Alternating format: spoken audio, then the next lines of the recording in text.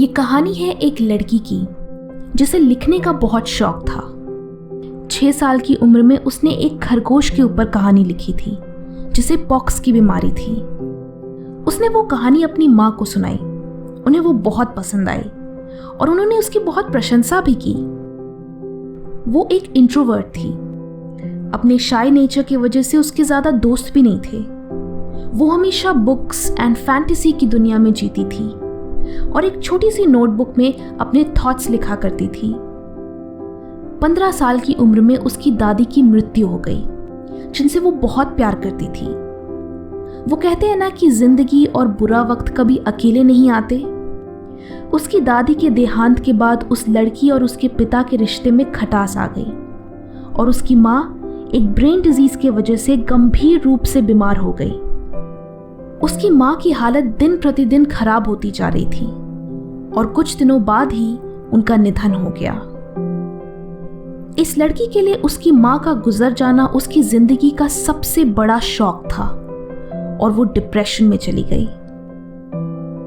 वक्त गुजरा और एक दिन उसने एक न्यूज़पेपर में एक जॉब का एडवर्टाइजमेंट देखा।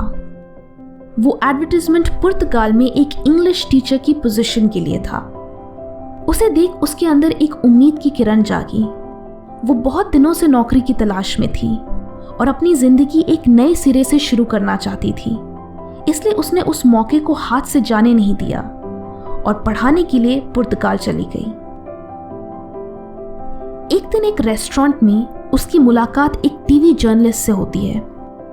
वो दोनों एक दूसरे से बात करते हैं और उन्हें रियलाइज होता है कि उनके शौक एक दूसरे से काफी मिलते थे। उन दोनों को नॉवेलिस्ट ऑस्टिन जेन की बुक्स बहुत पसंद थी।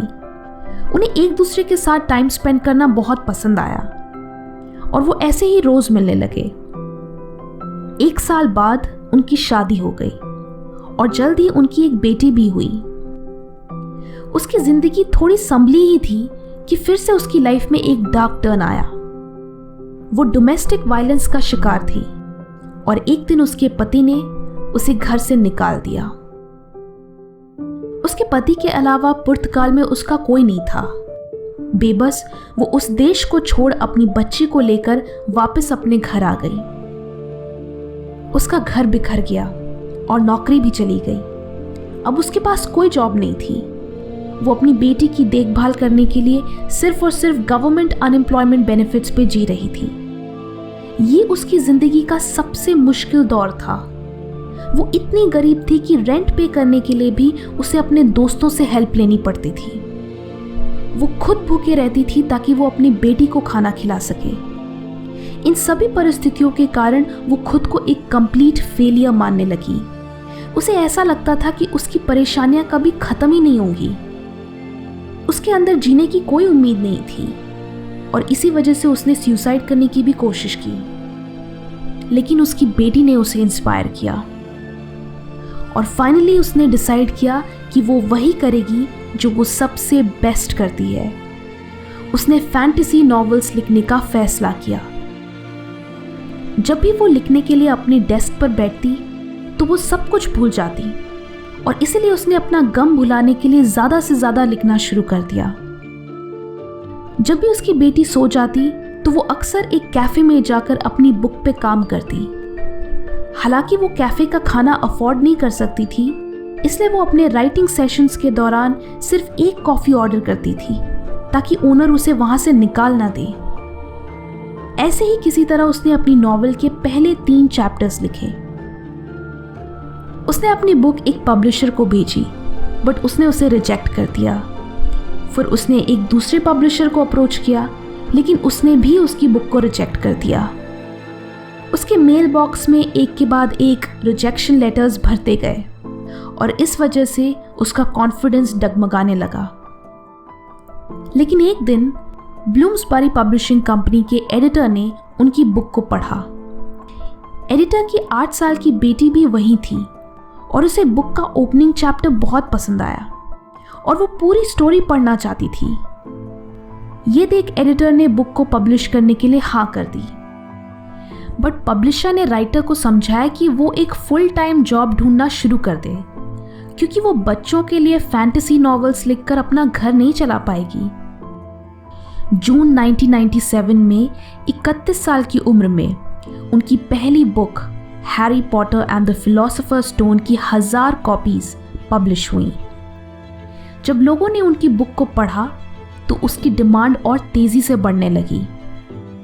5 महीने बाद उनकी किताब ने अपना पहला पुरस्कार the Nestle Smarties book prize जीता और जल्द ही J.K. राउलिंग एक अनएम्प्लॉयड, डिप्रेस्ड सिंगल मदर से one of the best selling authors of all time बन गई।